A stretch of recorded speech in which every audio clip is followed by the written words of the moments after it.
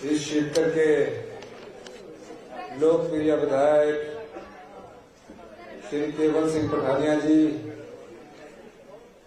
हमारे Himachal Pradesh cooperative bank के chairman Shri Devendra Shyam ji, हमारे कांगड़ा कोऑपरेटिव बैंक के चेयरमैन श्री कुलदीप पठानिया जी, हमारे आईटी के सलाहकार श्री गोकुल बुटेल जी, हमारे पंचायती राज के सेक्रेटरी पिंटू मंडल जी, हमारे सभी मंच पर विराजमान अतिथिगण, दूर दराज से आए हुए हमारे माताएं, बहनें, युवा साथियों और स्कूल के प्यारे बच्चों, जब मैं केवल सिंह पठानिया जी की बात को सुन रहा था तो कहा कि मैं इस स्कूल से पढ़ा हुआ हूं। हम सब लोग गवर्नमेंट स्कूल से पढ़े हुए हैं, लेकिन पिछले दिनों जब मैं शिक्षा विभाग की बैठक ले रहा था तो जो बच्चों का शिक्षा का स्तर है उसमें थोड़ी गिरावट आई। शिक्षा के क्षेत्र में वैसे तो हम पूरे हिंदुस्तान में दूसरे नंबर पर है, लेकिन क्वालिटी एजुकेशन में हम फिसलकर 18वें नंबर पर पहुंच गए। और आप देख रहे होंगे कि हम शिक्षा में व्यापक व्यवस्था परिवर्तन करने के लिए आए दिन फैसले कर रहे हैं। कल ही कैबिनेट की बैठक थी और कल कैबिनेट की बैठक में हमने शिक्षा के स्तर में कैसे सुधार हो, इस दृष्टि से कल हमने शिक्षा में व्यापक सुधार के कुछ नियमों को परिवर्तित किया है। अगले एकेडमिक सेशन से पहली कक्षा में इंग्लिश मीडियम शुरू कर दिया जाएगा और साथ में हिंदी को भी पढ़ाया जाएगा। सभी स्कूल के जो प्रिंसिपल है, कहीं बच्चों के मन में हीन भावना ना पैदा हो कि सामने जो प्राइवेट स्कूल में पढ़ रहा है और मैं गवर्नमेंट स्कूल में पढ़ रहा हूं, तो कहीं उसकी ड्रेस अच्छी है, उसमें पढ़ाने वाले टीचरों के बारे में मैं नहीं कह सकता, क्योंकि जो गवर्नमेंट स्कूल में पढ़ाने वाले टीचर आते हैं वो टेस्ट के थ्रू आते हैं, कंपटीशन के थ्रू आते हैं, वो पढ़ाने में भी अच्छे हैं, तो उनको एक अधिकार दिया गया है शिक्षा के प्रिंसिपल को कि वो अपने लेवल पर एसएमएससी के अध्यक्ष के द्वारा और अपने लेवल पर अगले साल से स्कूल की अपनी 6 ड्रेसों में से एक ड्रेस का चयन कर सकता है। प्राइमरी एजुकेशन मजबूत हो, इस दृष्टि से भी अब व्यापक फेरबदल हम शिक्षा क्षेत्र में कर रहे हैं। ये बात मैं इसलिए कह रहा हूं कि जो भविष्य की चुनौती है, अगर उसके साथ हम अपने बच्चों को आगे बढ़ने का मौका नहीं देंगे तो हमारा शिक्षा क्षेत्र में हमारे जो छात्र छात्राएं पढ़ रहे हैं वो भी सही ढंग से नहीं पढ़ पाएंगे और एक आत्मविश्वास की कमी उनके मन में रह जाएगी। हम खुद गवर्नमेंट स्कूल से पढ़े हैं। जब हम गवर्नमेंट स्कूल से पढ़ रहे हैं और आप आज ये कल्पना कर सकते हैं कि गवर्नमेंट स्कूल से पढ़ा हुआ एक छात्र आज प्रदेश का मुख्यमंत्री बन सकता है और दूसरा इस क्षेत्र का विधायक बन सकता है, तो राजनीति के क्षेत्र में भी आपका आत्मविश्वास और अधिक आपको बल देगा। जब से हमारी सरकार बनी है, मैं बार बार एक बात दोहराता हूं, 75,000 करोड़ रुपए का कर्जा हिमाचल प्रदेश की जनता पर चढ़ा हुआ है। 10,000 करोड़ की सरकारी कर्मचारी की देनदारियां हैं और जो हम कर्जा उठा रहे हैं वो भी हिमाचल प्रदेश पर चढ़ रहा है। भारतीय जनता पार्टी की जब सरकार आई थी, हर 5 वर्ष बाद आप बदलाव करते हैं, लेकिन ऐसी सरकार पिछले 40 वर्षों में आपने कभी नहीं देखी होगी जो सिर्फ कर्जे पर कर्जा लेती गई और आम जनता की समस्याओं के समाधान के हित में उन्होंने कोई फैसला नहीं किया। हमारी सरकार समाज के उस अंतिम व्यक्ति तक पहुंचना चाहती है उस गांव के अंतिम व्यक्ति तक पहुंचना चाहती है, उसके दुख को बांटना चाहती है, लेकिन आर्थिक संसाधनों की कमी के कारण कुछ फैसले लेने में थोड़ी देरी हो रही है। लेकिन हमने एक साल में जो फैसले लिए वो समाज के आम व्यक्ति के लिए, गांव के किसान के लिए। पिछले कल ही मैंने कांगड़ा में आज तक के इतिहास का, आजादी के बाद के सबसे बड़े इतिहास का 270 करोड़ रुपए का पेप्सी का कारखाने का शिलान्यास किया और एक साल में उनसे ये अनुरोध किया कि एक साल के अंदर आपको बनाना है, 2000 लोगों को उसका फायदा होगा। ये बात मैं इसलिए कह रहा हूं, कुछ चीजें थोड़ी समय बाद आपके समझ में आएगी, धरातल पर उतरेगी जब। यही नहीं, कांगड़ा को हम टूरिज्म कैपिटल के रूप में विकसित करना चाहते हैं, यानी कि दूसरी राजधानी पर्यटन के क्षेत्र में विकसित हो। इस क्षेत्र में भी हमारी सरकार कार्य कर रही है, लेकिन अड़चने बहुत है। धीरे धीरे हम सब कानूनों को बदल रहे हैं। आज ही हमने विधानसभा में होम स्टे से संबंधित एक कानून लाया ताकि आम लोग भी अपने घर में एक होम स्टे खोल सके, ताकि उसके भी रोजगार के अवसर बढ़े मिले। अभी आपने देखा कि हमने कई सालों तक लोग पटवारी के पीछे घूमते थे, रजिस्ट्रेशन हो जाता था, इंतकाल नहीं होता था, पार्टीशन के लिए कई सालों से घूम रहे हैं। हमने पिछले 2 महीने से लगातार राजस्व लोक अदालत लगाई और हिमाचल प्रदेश में 45,000 जो म्यूटेशन के केस पिछले 4 साल 5 साल से पड़े थे, 5 सालों से उन म्यूटेशन केसेस को सॉल्व किया। अब पटवारी जिनकी रजिस्ट्री हुई है उनके पीछे घूमते हैं, नहीं तो पहले आप पटवारी के पीछे घूमते थे। ये समाज के अंतिम व्यक्ति तक पहुंचने की हमारी कोशिश है।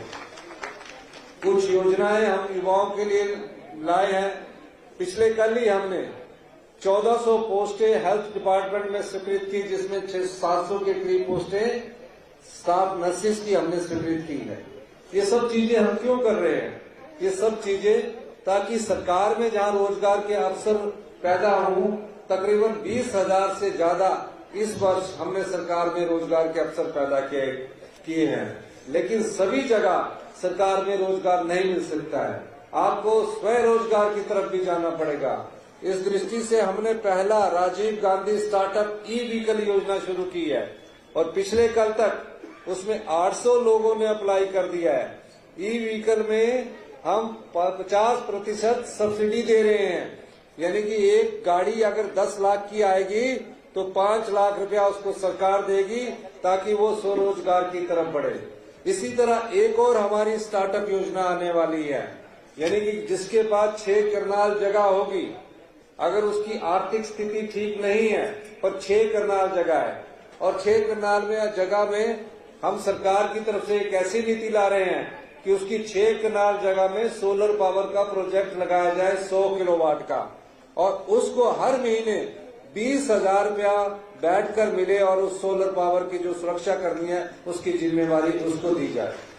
ये योजना हम लाना चाह रहे हैं क्योंकि जो सोलर पावर लगेगा उसमें जो लोन होगा वो सरकार लेगी, लेकिन उसकी जगह पर अगर उसे 40,000 रुपया मिलना है तो 20,000 रुपया लोन का, जिस बैंक से लोन नहीं होगा उसको रिटर्न के रूप में 25 साल तक देना पड़ेगा और 25 साल तक उसको 20,000 रुपया हर महीने मिलता रहेगा। यानी कि एक करनाल में 6, यदि एक साल में 6 करनाल में 2,40,000 रुपया एक साल में आपको मिलेगा। ये सरकार स्वरोजगार की तरफ आगे बढ़ने जा रही है। इसी के साथ हम किसानों को उनकी आर्थिक समृद्धि को बढ़ाना चाहते हैं। इस दृष्टि से अभी आने वाले बजट में हम जो पहले जमाने में प्राकृतिक खेती होती थी, पशु रखे जाते थे, उस दृष्टि से एक एश्योर्ड इनकम किसान के जेब में डालना चाहते हैं। हमारी सरकार उस नीति पर भी विचार कर रही है। ये सब नीतियां आपसे संबंधित है, लेकिन इनके लिए थोड़ा समय चाहिए। एक साल में जो 40 साल से बिगड़ी व्यवस्था है उसको ठीक नहीं किया जा सकता। अगर मैं सोचूं एक साल में शिक्षा के क्षेत्र में भी व्यापक सुधार की जरूरत है, हेल्थ के क्षेत्र में भी व्यापक सुधार की जरूरत है, उसको ठीक करने के लिए, उसको धरातल पर लाने के लिए थोड़ा समय लगता है। पर मुझे खुशी है, 1 साल में हमने सभी कानून, जो दकियानूसी कानून पिछले 75 साल से चले आ रहे थे, पिछले 40 साल से चले आ रहे थे, हमने उन कानूनों को या तो खत्म कर दिया है या बदल दिया है। आप देखेंगे धीरे धीरे उसका प्रभाव आपको नजर आने लगेगा। इसी दृष्टि से हमने ये कोशिश की है कि जो हमारी अर्थव्यवस्था है वो पटड़ी पर आए। क्या होती है अर्थव्यवस्था, ये भी मैं आपको बताना चाहता हूँ। अगर आपके पास महीने में आपके पतिदेव चाहे सरकारी नौकरी करके या कोई हमारी बहन सरकारी नौकरी करके अगर महीने का 10,000 रुपया लाती है, 10,000 के बाद वो अपने दूध का खर्चा, बच्चों की पढ़ाई का खर्चा, अपना जेब खर्चा सब निकाल कर अगर उसका खर्चा 12,000 रुपया आता है तो 2,000 रुपया कहीं ना कहीं से तो उठाएगी। आज हमारी सरकार, हमारे पास राजस्व आता है 100 रुपया। कितना आता है? 100 रुपया। और हम खर्चा कितना कर रहे हैं? 170 रुपया। यानी कि 70 रुपया हम कर्ज के रूप में पैसा उठा रहे हैं। इसको कैसे ठीक करना है, ये इस दिशा में हम इस साल 20% ठीक करने में सक्षम हुए हैं। और अगले 40 साल में, अगले 4 साल में, जो अगला 4 साल है, हम अपनी अर्थव्यवस्था को पटड़ी पर लाएंगे। और मैं बार बार कहता हूं कि अगले 10 साल में हम हिमाचल प्रदेश को हिंदुस्तान का सबसे समृद्धशाली और अमीर राज्य बनाएंगे, जिसमें आपकी जेब में पैसा होगा। इस दृष्टि से हमारी सरकार कार्य कर रही है। हमने ओल्ड पेंशन स्कीम दी अपने सरकारी कर्मचारियों को। Bharatiya Janata party double engine की सरकार की बात करती है। हमें 1780 करोड़ रुपए का नुकसान जो सरकारी कर्मचारियों को ओल्ड पेंशन स्कीम देने के कारण हुआ है, 1780 करोड़ रुपया जो हमारी कर्ज की लिमिट हमारे जीडीपी के हिसाब से 3% होनी चाहिए थी, उसको उन्होंने काट दिया और हमें 1780 करोड़ रुपए कम दिए। क्यों? क्योंकि हमने जो सरकारी कर्मचारी है, जिन्होंने हिमाचल प्रदेश की विकास की गाथा लिखी है, किसी न किसी रूप से वो हिमाचल प्रदेश के विकास में अपना योगदान देते रहे हैं। जब हमने उनको ओल्ड पेंशन स्कीम दी, ये दिल्ली की केंद्र सरकार को पसंद नहीं आया। यही नहीं, उस ओल्ड पेंशन स्कीम की तरह हमें कई पाबंदियां लगा दी। अब सरकारी कर्मचारियों का जो 9,000 करोड़ रुपए एनपीए के रूप में कटा है, इनका एनपीए कटता था, वो वापिस लेने के लिए हम बात कर रहे हैं, तो उसको वापिस देने में भी ये आनाकानी कर रहे हैं। प्रदेश में इतिहास की सबसे बड़ी आपदा आई। आप बताइए, बारिश में कितना जान माल का नुकसान हुआ? 16,000 घर या तो आंशिक रूप से क्षतिग्रस्त हो गए, 4,000 घर तो पूर्ण रूप से नष्ट हो गए। अब जो हिमाचल में घर बनाता है, चाहे कच्चा बनाए चाहे पक्का बनाए, एक एक पाई जोड़कर अपना घर बनाता है, बड़ी मेहनत से घर बनाता है और उस घर में दिल लगा रहता है। लेकिन जिनके 4,000 घर इस आपदा में पूरी तरह नष्ट हो गए, हमने कहा, हम जानते हैं एक एक पाई जोड़कर आदमी घर बनाता है, हमने उस परिवार की अपनी आर्थिक तंगी के कारण भी 7 लाख रुपया पर घर प्रत्येक परिवार को दिया। यही नहीं है, जिसका कच्चा घर था बेचारे का 2-3 लाख रुपए का बना हुआ, तो मुझे अधिकारियों ने कहा कि उसका तो कच्चा घर है, उसे 7 लाख देने की जरूरत नहीं है। मैंने कहा, वो गरीब आदमी क्या जिंदगी भर गरीब रहेगा? क्या वो कभी पक्का मकान के बारे में सोच भी नहीं सकता? उसे भी हमने 7 लाख रुपए दिया ताकि वो कच्चे मकान की जगह अपना पक्का मकान बनाए। जिसका आंशिक रूप से घर टूट गया, कि दरार आ गई, घर में जो पानी घुस गया, अब पानी भी घुस जाए तो 10-20 हजार रुपये तो वैसे ही लग जाता है, रिपेयर करने में और वैसे लग जाता है। उसको भी हमने 5,000 से बढ़ाकर 1 लाख रुपया किया। आज भी केंद्र सरकार के नियमों के अनुसार, जो केंद्र सरकार के नियम है उनके अनुसार आज भी 5,000 रुपया मिलता है और घर बनाने के लिए 1.5 लाख रुपया मिलता है। इसलिए हमारी सरकार, तभी मैंने कहा कि हम समाज के अंतिम व्यक्ति तक पहुंचने की पूरी कोशिश करते हैं। अनाथ बच्चे थे, कोई सोच सकता था? अनाथ बच्चे जिन्होंने अपने माता को खो दिया, जिन्होंने अपने पिता को खो दिया, क्या उनके जीवन पर बीतती होगी? हमने उन्हें सरकार ही माता, सरकार ही पिता के रूप में उनको चिल्ड्रन ऑफ द स्टेट का दर्जा दिया। आज हरेक जो अनाथ बच्चा है पैदा होने के बाद से 27 साल की उम्र तक, जब वो शिक्षा ग्रहण करेगा 18 साल के ऊपर, उसकी पूरी फीस सरकार देगी, हॉस्टल का खर्चा सरकार देगी और 4,000 रुपया महीने का सरकार देगी। मुझे दो अनाथ बेटियां मिली। उनके एक्सीडेंट में माता पिता खो गए, अपने रिश्तेदारों के पास रहती थी, रिश्तेदारों के पास भी अपने चाचे के पास रहती थी।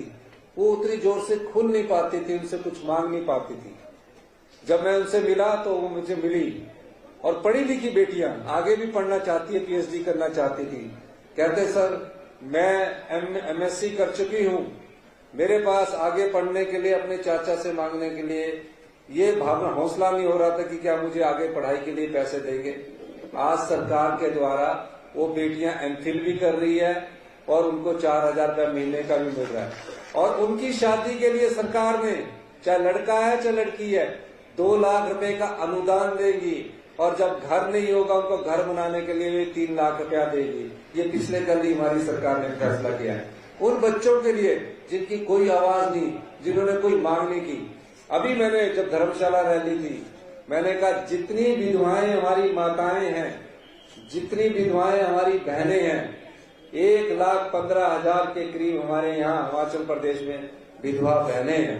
उनके बच्चों की पढ़ाई का अगले बजट से, अगले साल से, चाहे पढ़ाई वो डॉक्टर की कर रही हो, चाहे वो पढ़ाई इंजीनियर की कर रही हो, चाहे नर्सिंग की कर रही हो या किसी और चीज की कर रही हो, उसका सारा खर्च अगले वर्ष से हिमाचल प्रदेश विधवाओं के बच्चों का सारा खर्च सरकार अपनाता है। ये चीज मैं इसलिए बताना चाहता हूँ कि ये लोग मेरे पास मांगने नहीं आए, ना अनाथ बच्चे आए, ना मेरे पास डिमांड करने आए। सरकारी कर्मचारी अपनी मांग के लिए हमारे पास आए कि हमें ओल्ड पेंशन स्कीम मिलनी चाहिए। किसान भी आंदोलन करता कि हमें फसलों का उचित मूल्य मिलना चाहिए। हर एक स्टूडेंट्स भी मांग करते कि हमारे कॉलेज में ये होना चाहिए, हमारे स्कूल में होना चाहिए। लेकिन ये वर्ग वो है जो बेचारे बोल नहीं सकते, कहना तो चाहते हैं लेकिन उनकी आवाज दिल के अंदर दब जाती है। उस आवाज को हमारी सरकार संवेदनशील तरीके से सुनती है, इसलिए ये योजनाएं हम उनके लिए लेके आ रहे हैं।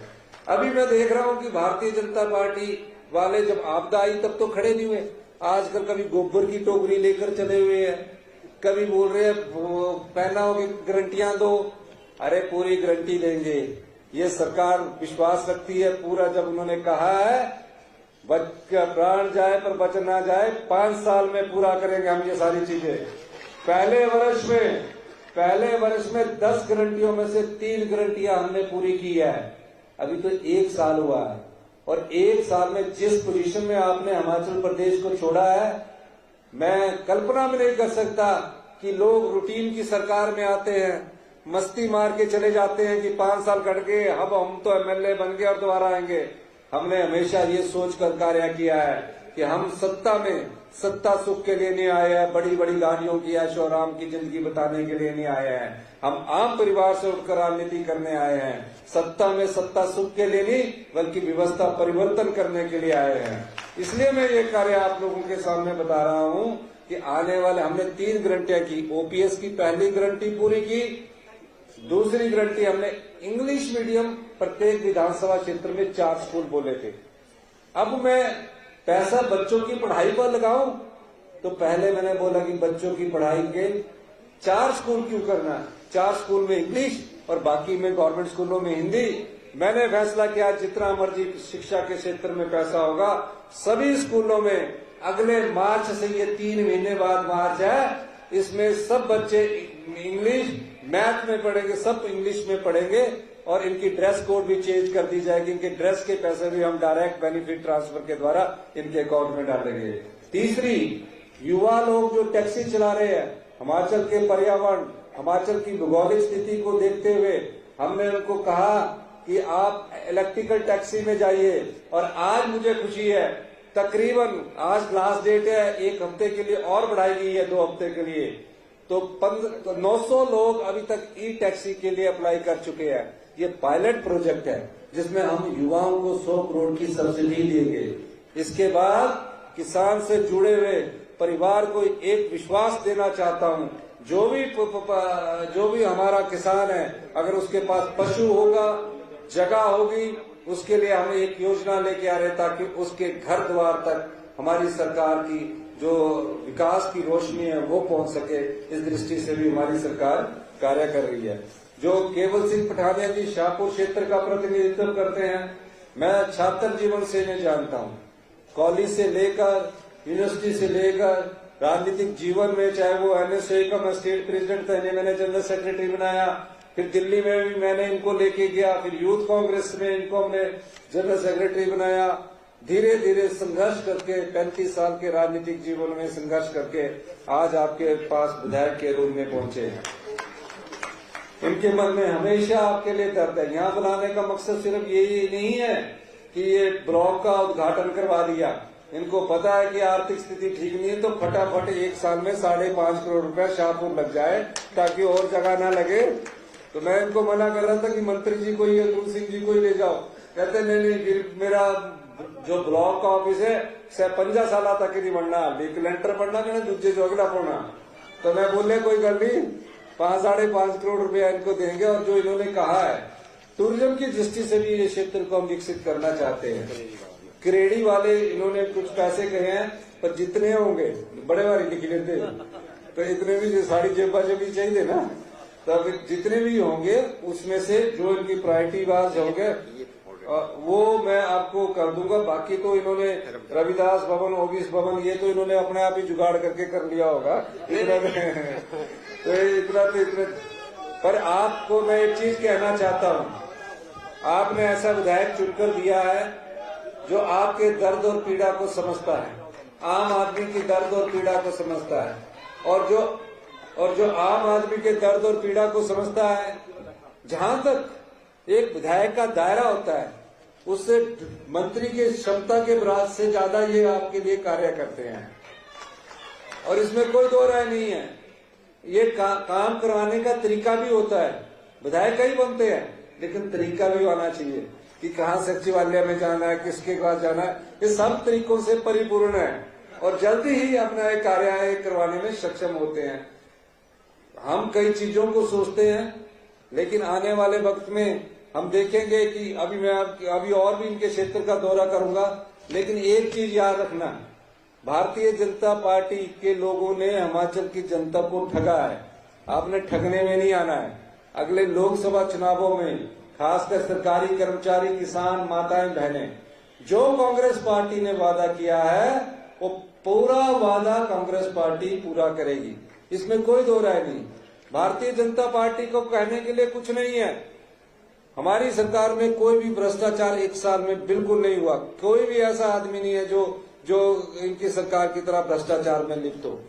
आज हम ये कह सकते हैं कि हमारी सरकार पारदर्शी तरीके से आगे बढ़ रही है। आने वाले समय में हिमाचल प्रदेश की जनता को सुख समृद्धि मिले, इस दृष्टि से हम कानून में बदलाव करके, व्यवस्था में परिवर्तन करके हम काम कर रहे हैं। और ये सच्चाई है कि 10 साल में हिमाचल प्रदेश समृद्ध और अमीर राज्य होगा हिंदुस्तान का। ये बात अपने दिल में रखना। मैं इसलिए कह रहा हूँ, कौन कैसे अमीर होते हैं? जब आपके पास 10 की जगह 15,000 रुपया आए, 20,000 रुपया आए। इस दृष्टि से हमारी सरकार कार्य कर रही है। आपने हमारी बात सुनी, आपका वो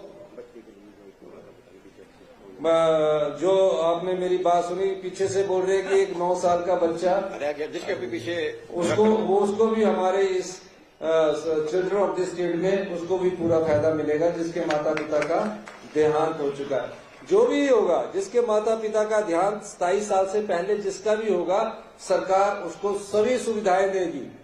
अगर वो पढ़ना चाहता है, पढ़ने वाले को 4,000 रुपया पॉकेट मनी भी मिलेगी हर महीने। 48,000 रुपया साल का मिलता है। तो जो 9 साल का बच्चा रह गया है, उसको भी हमारी जो ये योजना है, ये हिंदुस्तान का पहला कानून है। कानून बन के उनका अधिकार मिला। अब जो मर्जी सरकार है, उनका अधिकार है। उनको सरकार, अगर वो उनको सरकार की तरफ से ये अनाथ बच्चों को मिलता रहेगा। इन्हीं शब्दों के साथ मैं आपका एक बार फिर से बहुत बहुत धन्यवाद करता हूँ। जय हिंद, जय भारत। जो डेपुटेशन वाले हैं वो आ जाएं और अधिकारियों से विरोध कराता है, सभी लोग जो है धाम खा के जाएंगे।